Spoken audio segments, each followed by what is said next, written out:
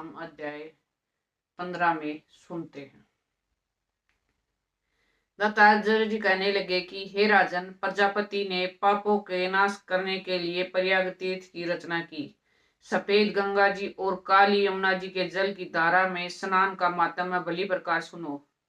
जो इस संगम में माघ मास में स्नान करता है वह गर्भ योनि में नहीं आता। भगवान विष्णु की दुर्गम माया माघ में प्रयाग तीर्थ पर सब नष्ट कर देती है। माघ मास में प्रयाग में स्नान करने से मनुष्य अच्छे भोगों को भोग कर ब्रह्म को प्राप्त होता है।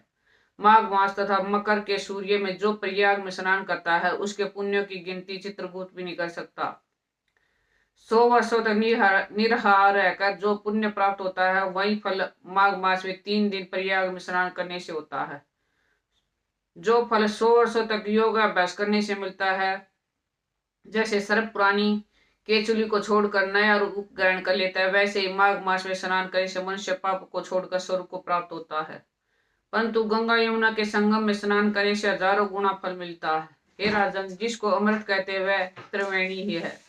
ब्रह्मा, शिव, रुद्र, आदित्य, मरुतगण, गंधर्व, लोकपाल, यक्ष, गोह्यक, किन्नर, अणिमादि गुणों से सिद्ध तत्वज्ञानी ब्रह्मज्ञानी पार्वती, लक्ष्मी, सची, नैना, दीति, अदिति, संपूर्ण देव, पत्नियां तथा नागों की स्त्रियां, धरताजी, मेनका, उर्वशी, रंभा, तिलोत्तमा, अप्सरागण और सब पितर मनुष्य गण, कलयुग में गुप्त और सतयुग आदि में प्रत्यक्ष सब देवता माघ मास में स्नान करने के लिए आते हैं।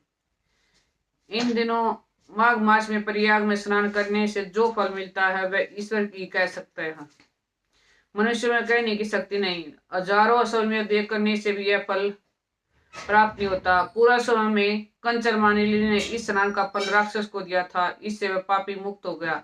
15वां अध्याय संपूर्ण। बचा तो तक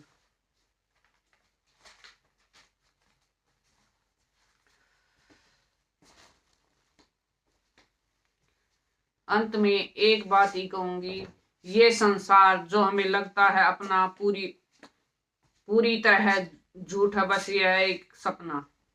याद रहता सबको अपना हर एक काम, प्रभु नाम सत्य है, बाकी सब नाकाम। जब हमें ये पता कि भगवान कैसे नहीं एक सहारा है, बाकी जग से क्यों आस लगाए बैठे हैं। धर्म और कर्म ही साथ जाएगा, बाकी सब यहीं पड़ा रह जाएगा।